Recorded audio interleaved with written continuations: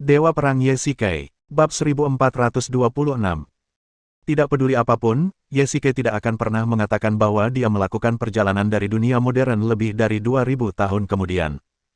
Tentu saja, bahkan jika dia mengatakannya, tidak ada yang akan mempercayainya. Namun untuk berjaga-jaga, dia hanya memberitahu He Linghan tentang masalah ini. Dia tidak pernah memberitahu orang lain. Mungkin aku melebih-lebihkan anak buahku, tetapi kamu benar-benar bersembunyi sangat dalam. Hua Liandi melambaikan tangannya. Yeshikai tahu betul bahwa dengan karakter Hua Liandi yang tampaknya tidak berbahaya, tetapi sangat licik, dia harus terus menyelidiki, dan semakin misterius identitas Yeshikai, semakin penasaran dia. Mengapa kamu tidak keluar? Jika Sersan menemukanmu di barakku nanti, bagaimana aku bisa menjelaskannya?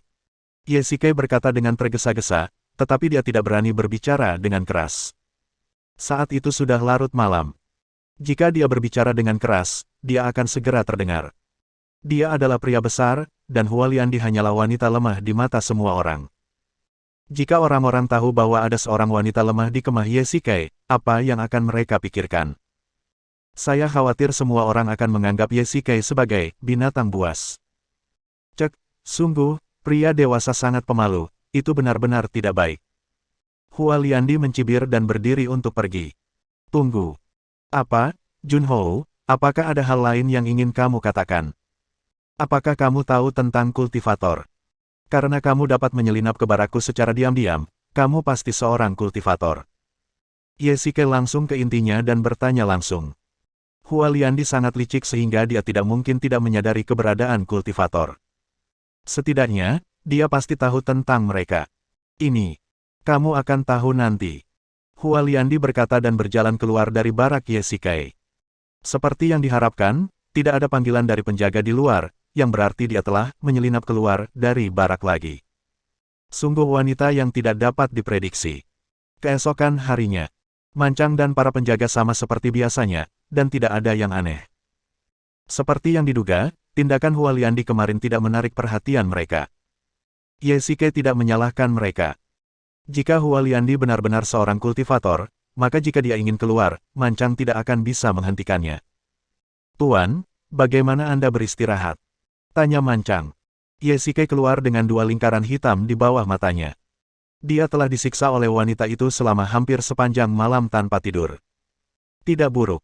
Yeshikai menjawab dengan acuh tak acuh. Tuan, kita akan segera berangkat. Menurut pengaturan Tuan Han, kavaleri kita akan menjadi barisan belakang. Perhatian Yeshikai sepenuhnya tertuju pada Hua Liandi yang tidak jauh dari sana. Di antara sekelompok penjaga berpakaian hitam, dia sangat mencolok dalam pakaian putihnya, seperti seorang putri, bulan dikelilingi oleh bintang-bintang. Semuanya, cepat bersiap, lalu berangkat. Yeshikai mengenakan baju zirah, menunggang kuda perang, dan semua orang menuju ke barat, menuju Xianyang. Sepanjang jalan, Hua Liandi jauh lebih patuh. Dia mengikuti pasukan berkuda sepanjang hari, berkuda perlahan ditandu, dan tidak mengambil inisiatif untuk mengganggu mereka. Hanya dalam 7 atau 8 hari, pasukan tiba di kota Xianyang. Wah, ini kota Xianyang. Lihat tembok kota, lebih tinggi dan lebih kuat dari benteng. Para prajurit penasaran dengan segala hal di kota Xianyang. Kebanyakan dari mereka berasal dari Kabupaten Heiyang, dan belum pernah ke kota Xianyang yang jaraknya ribuan mil. Perjalanan ini adalah kesempatan untuk melihat dunia. Bahkan Han Hao, Sang Guanjian, dan Yeshikai belum pernah ke Xianyang. Sayang sekali mereka tidak membawa ponsel, kalau tidak, Yeshikai benar-benar ingin mengambil gambar semua ini. Jenderal, apakah Anda Han Hao, Jenderal Han? Begitu para prajurit tiba di gerbang kota, seorang jenderal yang menjaga kota keluar dan bertanya. Ini saya, atas perintah jenderal, saya memimpin pasukan ke Xianyang untuk menerima hadiah dari Yang Mulia Kaisar pertama. Han Hao mengangguk dan berkata, Jenderal Meng telah memberitahu saya. Silakan masuk ke kota. Barak telah disiapkan. Terima kasih. Han Hao memerintahkan pasukan untuk memasuki kota perlahan-lahan. Yeshikai menoleh dan melihat Hua Liandi memasuki kota terlebih dahulu dari pintu samping bersama para pengawalnya. Mungkin kekuatannya jauh lebih besar daripada hanya kabupaten yang kecil.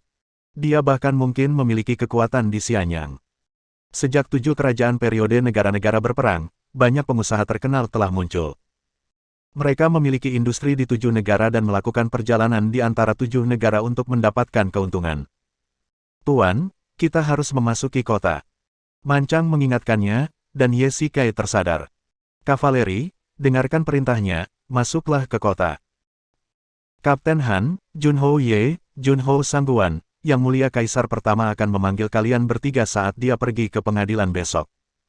Harap bersiap. Tidak lama setelah tiba di barak, dia melihat seorang pria berseragam resmi datang.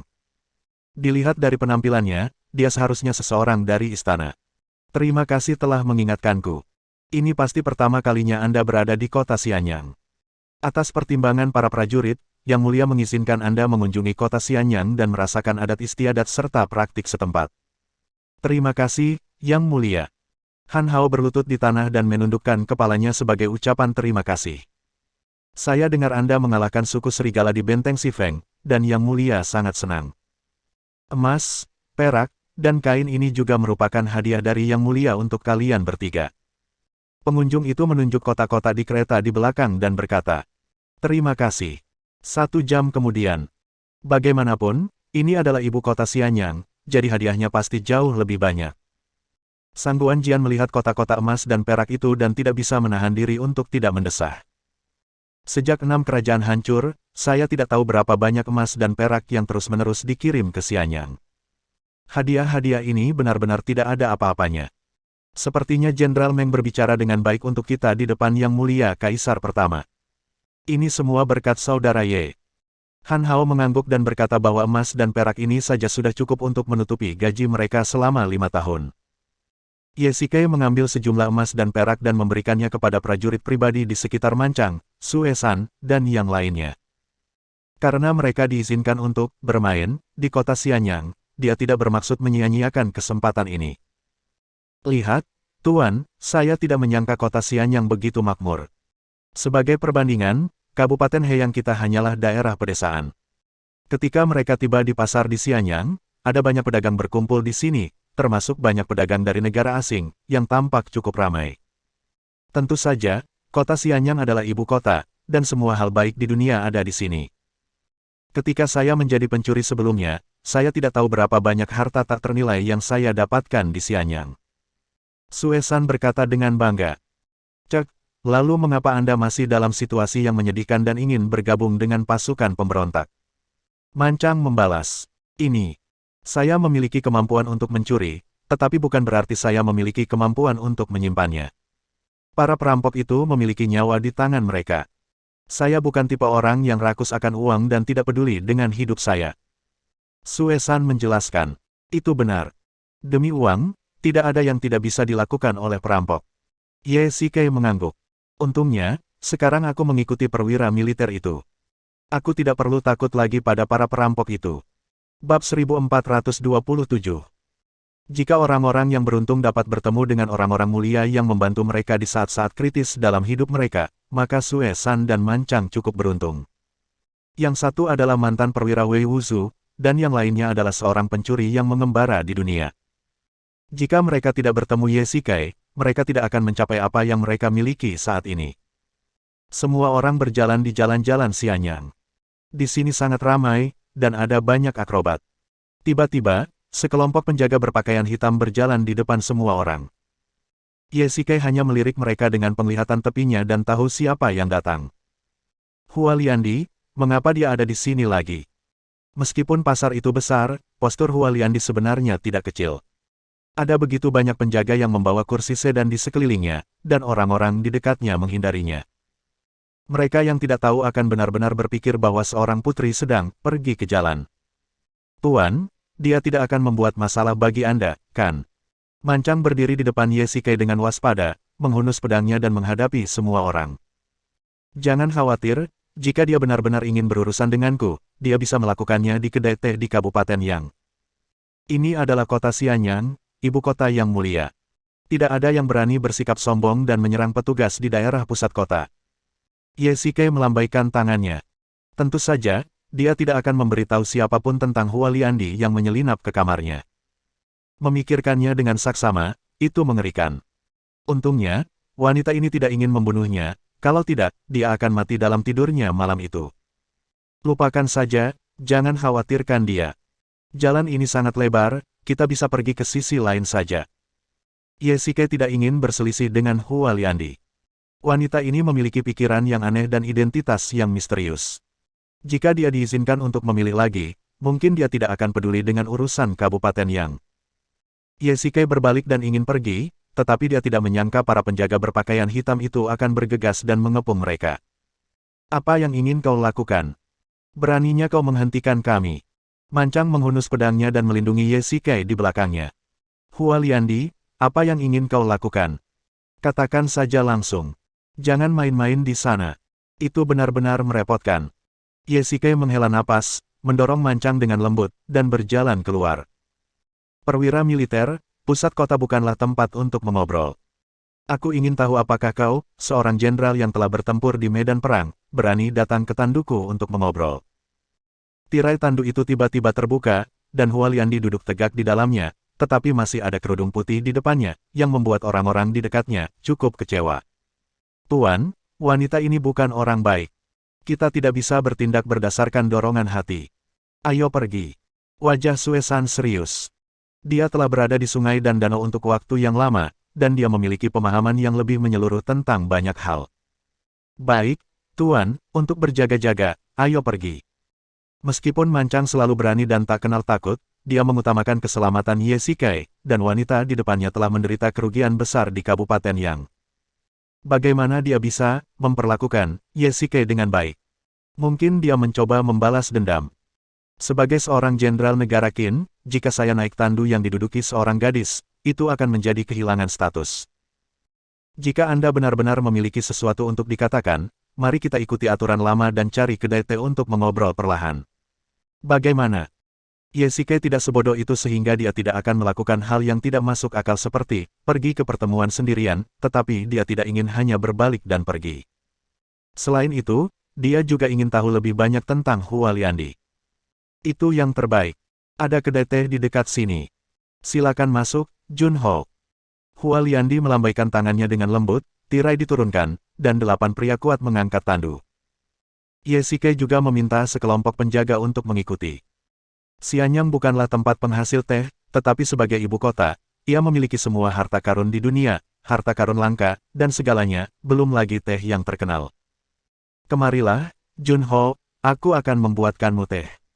Di kedai teh, Hualiandi melepas cadarnya, dan tangannya yang putih dan ramping dengan terampil menyeduh teh harum. Ini jelas merupakan kenikmatan seperti, Tuan, tetapi jangan tertipu oleh ilusi ini. Hualiandi, bisakah kau berhenti mengikutiku di masa depan? Yesike menghabiskan teh di cangkir, menarik napas dalam-dalam, dan mengatakan sesuatu yang tiba-tiba. Jika kau membalas dendam atas apa yang kulakukan di Kabupaten Yang, maka aku sepenuhnya mengakuinya. Aku akan mengganti kerugianmu.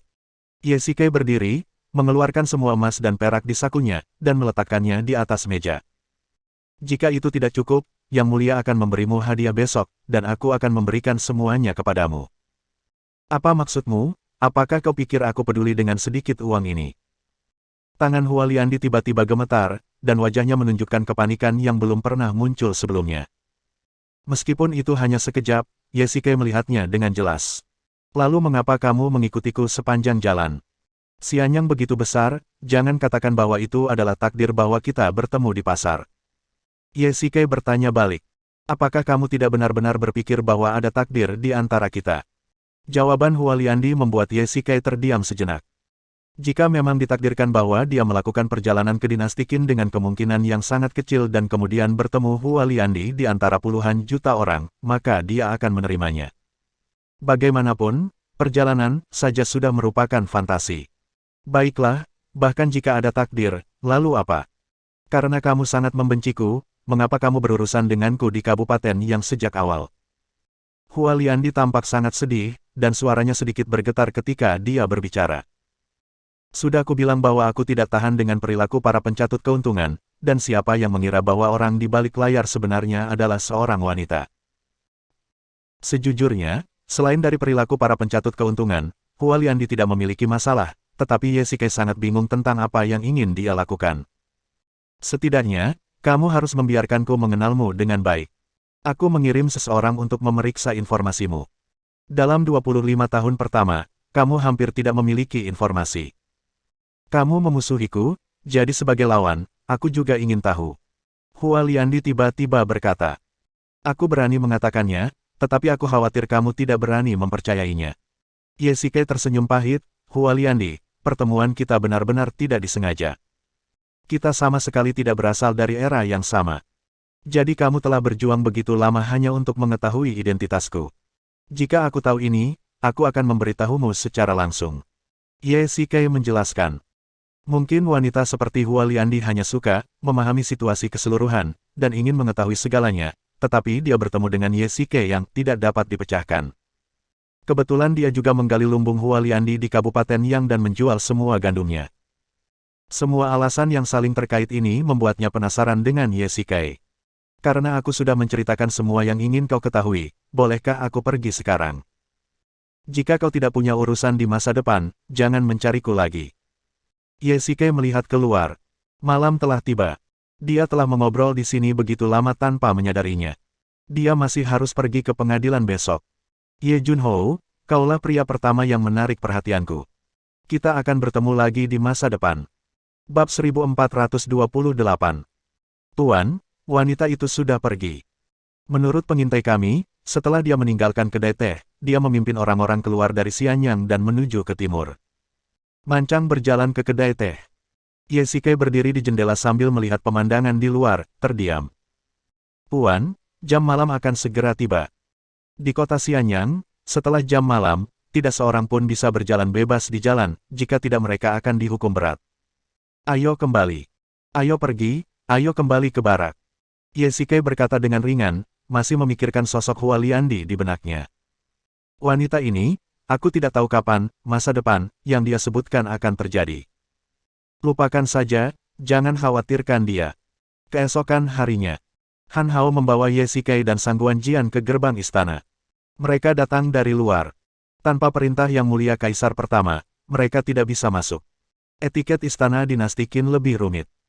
Mereka menunggu lama di luar pintu sebelum para kasim di istana keluar untuk menyampaikan pesan, meminta mereka bertiga untuk pergi ke istana untuk menemui Qin Shi Huang. Ketika kalian bertemu dengan Yang Mulia Kaisar nanti, kalian harus memperhatikan etiket dan jangan menyinggung Yang Mulia. Han Hao mengingatkan dengan lembut. Jangan khawatir, Tuan Han. Ye Shike dapat melihat bahwa Han Hao juga sangat gugup. Dia dulunya hanya seorang komandan garnisun di suatu daerah. Dia akan sedikit bingung ketika dia memiliki kesempatan untuk bertemu langsung dengan Qin Shi Huang. Ye Shike menatap istana megah di depannya dan tidak dapat menahan diri untuk tidak mendesah. Dia layak menjadi kaisar di zaman ini.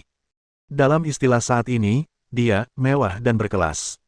Jika seseorang dapat memiliki istana sebesar itu, dia pasti akan terlalu sombong. Ini adalah simbol kekuasaan. Memiliki istana ini berarti memiliki seluruh dunia. Pada saat ini, Ye Shike juga mengerti mengapa suku serigala sengaja mencoba pergi ke selatan. Sisi dan sekeliling gerbang istana penuh dengan penjaga. Melihat ke atas dari bawah, istana memiliki rasa penindasan yang kuat. Mereka bertiga melangkah di tangga batu dan berjalan selangkah demi selangkah.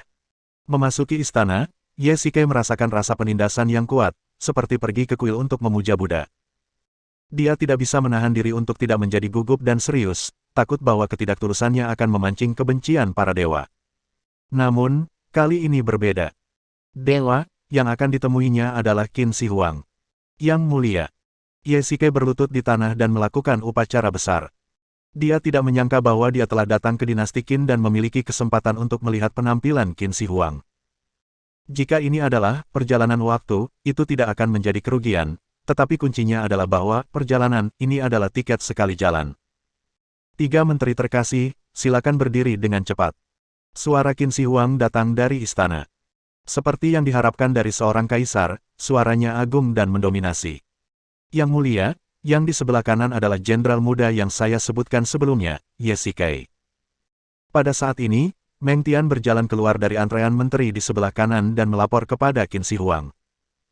Kali ini suku serigala ingin menyerang Kabupaten Ji, tetapi dia memimpin pasukan untuk mengusir mereka, yang memungkinkan saya untuk melepaskan dan memimpin, dan mengalahkan suku serigala sejauh 300 mil. Meng Tian sangat merekomendasikan Ye Shike di depan Qin Shi Huang, yang mengejutkan semua menteri di istana. Meng Tian jarang merekomendasikan orang lain, dan Ye Shikai dan Meng Tian tidak memiliki hubungan keluarga, jadi bagaimana dia bisa dihargai olehnya? Benarkah, Ye King, sudah berapa tahun Anda berada di ketentaraan, dan apa jabatan Anda sekarang? Melapor kepada Yang Mulia, saya baru saja berada di ketentaraan selama beberapa bulan dan sekarang bertugas sebagai perwira militer. Ye Shikai menjawab. Karena Anda bisa mendapatkan rekomendasi dari Meng King, saya yakin Ye King juga mampu. Saya dengar Anda menyelamatkan nyawa Meng King. Yang Mulia, suku serigala memanfaatkan kekosongan kota dan menyerang kota dalam skala besar. Jika bukan karena dia yang menyelesaikan masalah mendesak, saya pasti sudah mati bersama Kabupaten Ji saat itu.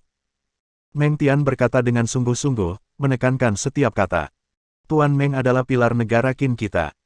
Dia mengalahkan suku serigala di utara dan mempertahankan negara, dan eksploitasi militernya luar biasa. Tuan Ye menyelamatkan nyawa Tuan Meng, yang merupakan jasa besar. Datanglah, beri dia hadiah besar 1000 koin emas dan jadikan dia Zuo Suchang. Han Hao memimpin dengan baik dan menimbulkan kerusakan berat pada suku serigala di benteng Xifeng dan menangkap jenderal suku serigala. Dia akan diberi hadiah 100 koin emas dan akan menjadi Zonggeng.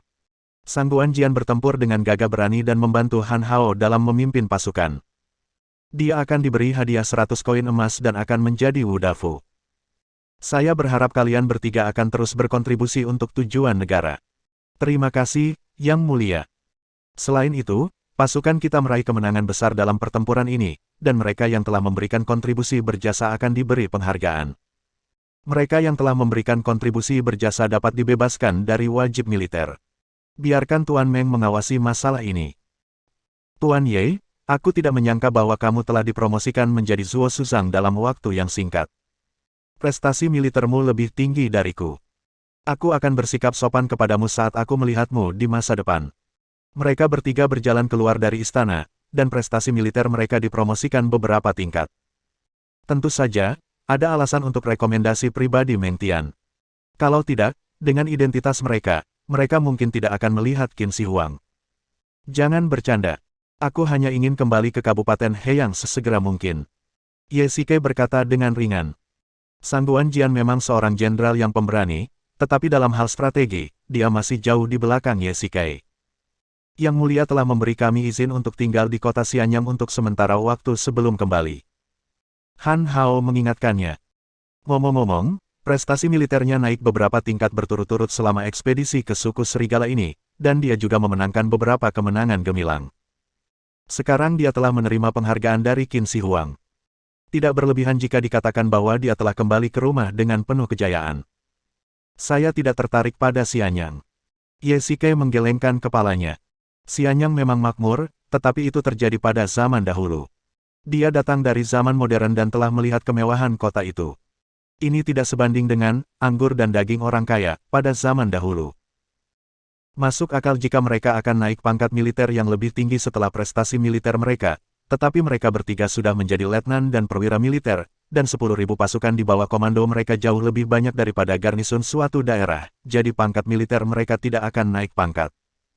Saudara Sangguan, Saudara Ye, mulai sekarang, orang-orang di daerah Heyang akan diserahkan kepada Anda. Han Hao tiba-tiba berkata, Tuan Han, apa maksud Anda dengan itu? Yang Mulia Kaisar pertama telah mempromosikan saya ke posisi Letnan Kabupaten Henei. Ketika saya kembali kali ini, saya akan melapor ke kantor gubernur daerah. Posisi Komandan Garnisun Kabupaten Heyang secara alami akan diambil alih oleh Saudara Ye. Mungkin dekret pengangkatan kekaisaran akan tiba dalam beberapa hari. Han Hao mengatakan berita yang mengejutkan. Letnan sebuah daerah setara dengan mengelola semua pasukan di seluruh daerah. Han Hao dipromosikan, dan Ye Shikai tentu saja akan memberi selamat kepadanya. Namun, dia tampaknya belum siap untuk bertugas sebagai komandan garnisun sebuah daerah. Saudara Sangguan, saya mempromosikan Anda dengan tangan saya sendiri. Secara logis, saya harus membawa Anda bersama saya, tetapi jika demikian, Saudara Ye mungkin tidak dapat melakukannya sendiri dan tidak akan dapat melakukannya. Aku tahu ini. Di masa depan, aku akan bekerja sama dengan Tuan Ye untuk melindungi Kabupaten Heyang. Bab 1429. Jabatan Letnan Daerah ditunjuk langsung oleh Qin Shi Huang. Dengan kata lain, keputusan untuk mempromosikan Han Hao dibuat oleh Qin Shi Huang. Dalam hal ini, Han Hao harus pergi ke istana untuk menyampaikan rasa terima kasihnya dan mengunjungi beberapa pejabat. Dia akan tinggal di Xianyang untuk beberapa saat lagi, jadi dia meminta Ye Shikai dan Sang Guanjian untuk memimpin 5.000 pasukan ke daerah Heyang. Ye Shikai secara langsung mengambil alih komando pasukan garnison, dan Sang Guanjian adalah wakilnya. Kemasi pasukan, kita akan berangkat besok.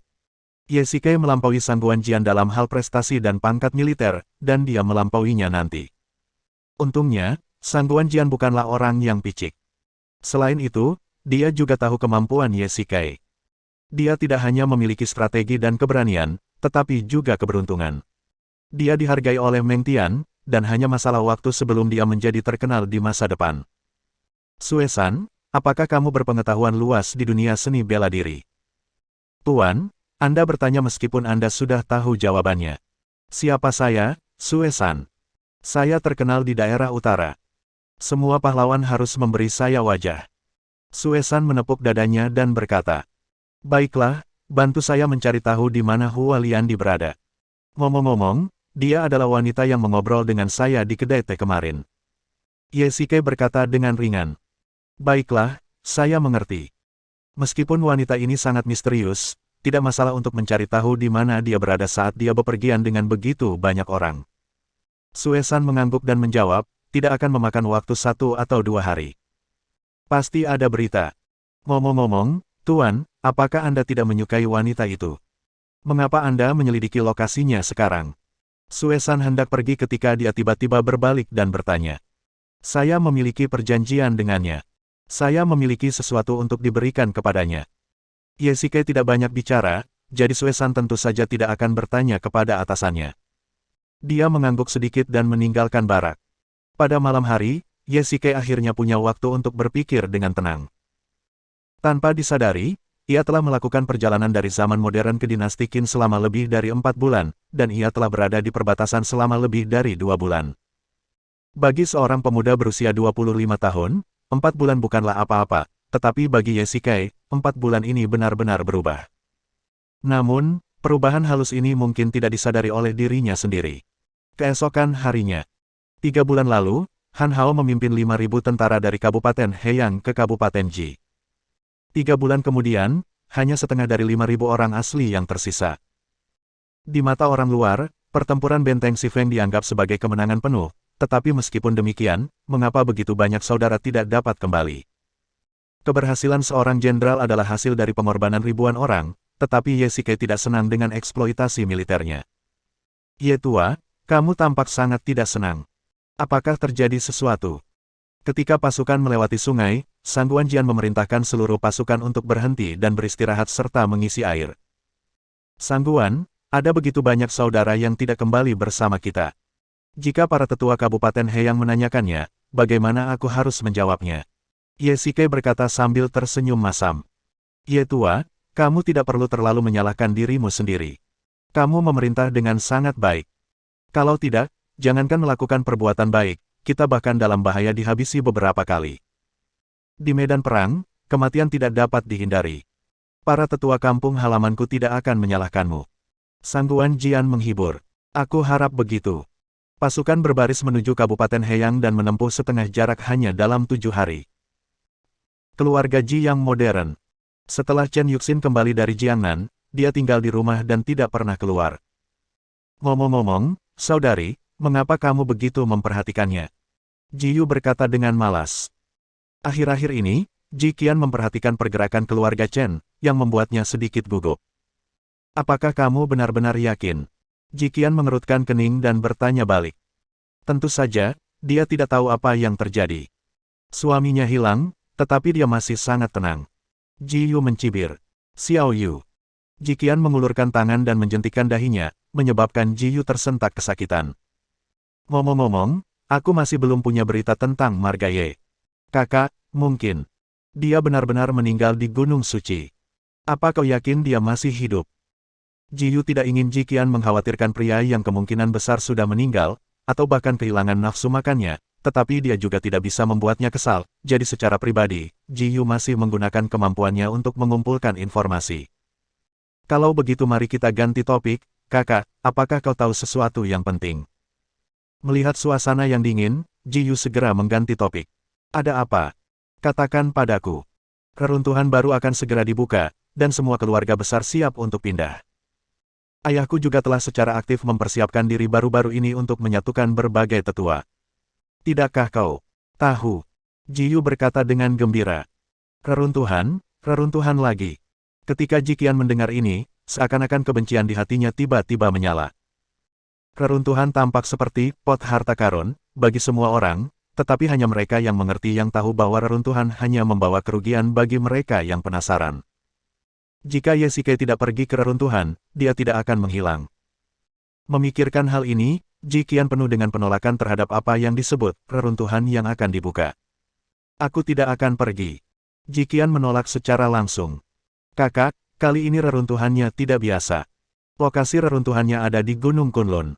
Kamu harus tahu tempat itu. Ji Yu melanjutkan. Reruntuhan Gunung Kunlun, itu adalah reruntuhan terbesar di Tiongkok. Dikabarkan ada banyak makhluk aneh di reruntuhan di sana. Itu sangat berbahaya. Aku tidak tahu berapa banyak praktisi yang telah meninggal di sini. Ayah masih bersikeras untuk pergi. Ji Qian berkata dengan dingin. Bagi para praktisi, reruntuhan Gunung Kunlun adalah Gunung Suci, Tiongkok. Setiap kali reruntuhan dibuka, itu sudah cukup untuk mengejutkan semua keluarga di Tiongkok. Kakak, kamu juga jelas tentang ini. Jika kita bisa mendapatkan harta karun dari reruntuhan, kehilangan personel sama sekali tidak perlu disebutkan. Ji Yu melambaikan tangannya. Mengambil contoh keluarga besar di Yanjing, mereka sama sekali tidak kekurangan orang. Yang mereka kekurangan adalah ahli kultivasi sejati.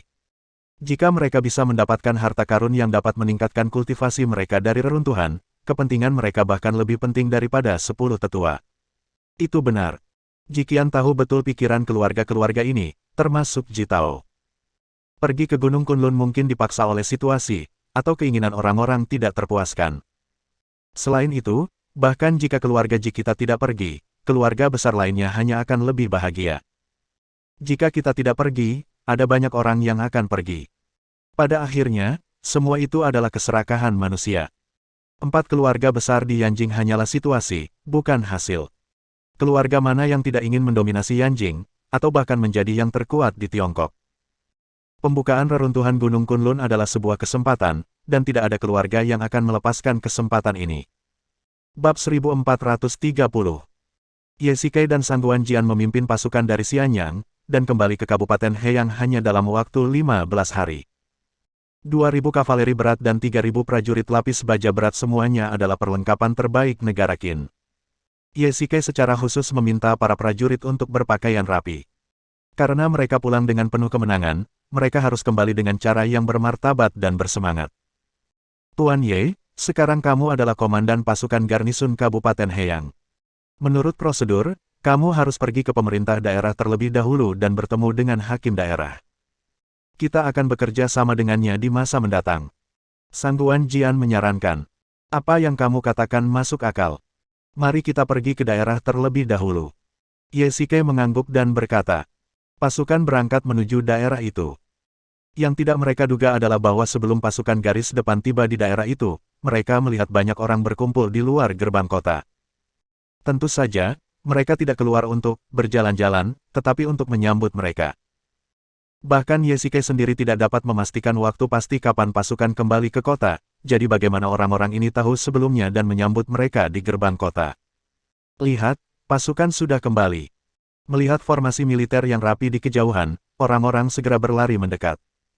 Ye Shikai memberi isyarat kepada pasukan untuk berhenti. Bagus, garis depan menang. Ya, lihat, mereka semua kembali. Ye Shikai menunggang kuda perangnya, matanya mengamati kerumunan, seolah mencari seseorang. Kalian mencari Nona He. Sangguan Jian melihat melalui pikirannya sekilas. Bagaimana kalian tahu? Ye Shikai tidak menyangkalnya, tetapi dia tidak menemukan He Linghan di antara kerumunan. Ada banyak orang yang datang untuk menyambutnya, dan dia benar-benar takut kehilangannya. Omong kosong, selain saudara-saudara di ketentaraan itu, di seluruh Kabupaten Heyang, siapa lagi yang ada di hatimu selain Nona He? Sangguan Jian tersenyum tipis. Nona He adalah orang yang baik. Dia cantik dan baik hati. Jika kau benar-benar menyukainya, lamar saja dia.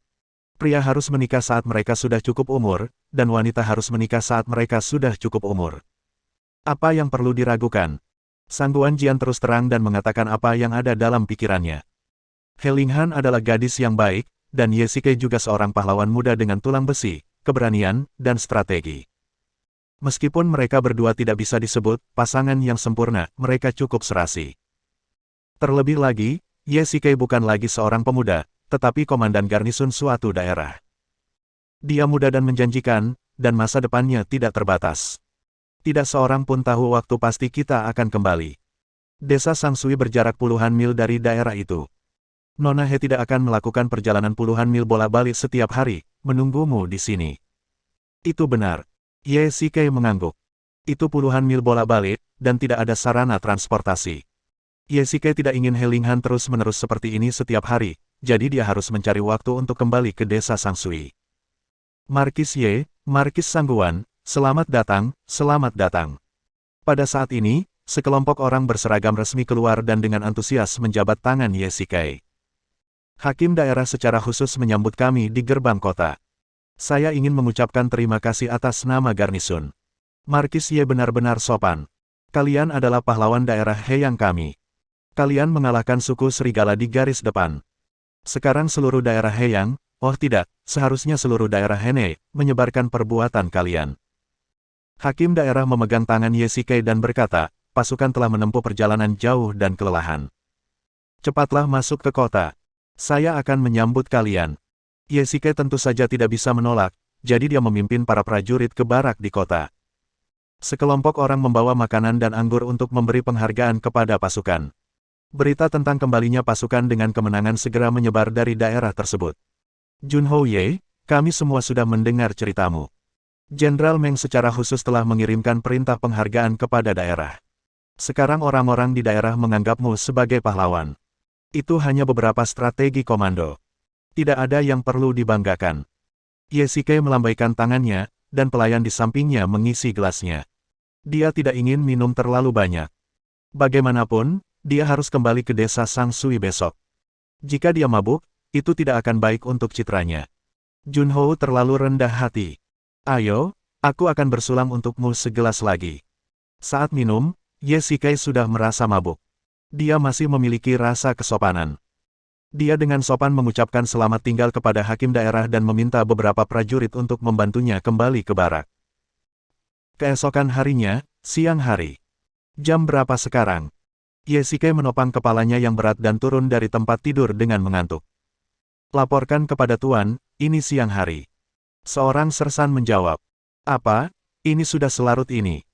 Ye Shike menepuk kepalanya dengan keras. Ia tidak menyangka bahwa ia telah tidur begitu lama. Ketika ia keluar dari tenda, Sang Guanjian sudah menunggu di luar perkemahan. Pak Tua Ye, sepertinya kau minum banyak anggur tadi malam. Semuanya dipaksakan. Di era ini, tidak ada minuman keras dengan konsentrasi tinggi seperti itu, tetapi jika kau minum terlalu banyak, kau akan tetap mabuk. Tadi kau mabuk, jadi aku mengeluarkan perintah militer atas namamu dan memberikan beberapa hari libur kepada para prajurit lokal di Kabupaten Heyang. Kata Sang Guanjian. Aku tidak keberatan dengan ini. Aku memang akan memberi mereka hari libur. Ye Shike melihat ke meja makan yang kacau di luar dan bertanya dengan rasa ingin tahu, apakah hakim daerah sudah pergi. Tentu saja, dia adalah hakim daerah. Dia memiliki dokumen resmi yang harus diurus setiap hari. Dia kembali ke daerah pagi-pagi sekali. Sang Guanjian menjelaskan. Sungguh, ini sangat penting. Ye Shike menggelengkan kepalanya sedikit. Baiklah, kalian berkemaslah sedikit, kita akan kembali ke desa Sangsui. Ye Shike dan Sang Guanjian meminta pasukan untuk tetap tinggal di kamp, dan membawa pengawal pribadi mereka dan berkuda langsung ke desa Sangsui. Beberapa bulan berlalu dalam sekejap mata. Semua orang menunggang kuda perang dan memasuki desa. Sepanjang jalan, banyak penduduk desa bergegas untuk menyambut pahlawan besar mereka. Kepala desa, lama tidak bertemu. Ye Shike meminta semua orang untuk turun dan berjalan, dan melihat tiga tetua di antara kerumunan sekilas. Salam, perwira militer. Ketiga tetua itu begitu gembira ketika mereka melihat Ye Shike sehingga mereka hampir tidak dapat berbicara. Kalian terlalu sopan, jika kalian tidak menerimaku, aku mungkin akan mati kelaparan di dunia yang kacau ini. Yesike dengan cepat membantu ketiga tetua itu, dan semua orang berjalan menuju desa. Kakak Ye, akhirnya kau kembali. Pergi dan temui Nona He. Sesuatu terjadi di rumahnya. Tiba-tiba, seorang pemuda yang mengenal Yesike bergegas datang dan berkata dengan cemas. Apa? Apa yang terjadi? Yesike terkejut setelah mendengar ini. Hanya ada Helinghan dan Patua He di rumah. Bagaimana mungkin sesuatu terjadi? Itu adalah seorang pengganggu di desa. Dia memiliki sekelompok bajingan di bawahnya. Dia menginginkan kecantikan Nona He dan ingin memaksanya untuk menikah dengannya. Tetua ketiga menghela nafas dan berkata perlahan. Apa yang kau katakan? Yesike tidak tahan lagi dan menunggangi kuda perangnya. Meskipun Mancang tidak mengerti apa yang terjadi, melihat bahwa Yesike sangat marah, dia tidak mengatakan apa-apa dan meminta para penjaga untuk bersiap dan naik ke atas kuda untuk mendengarkan perintahnya. Bersambung.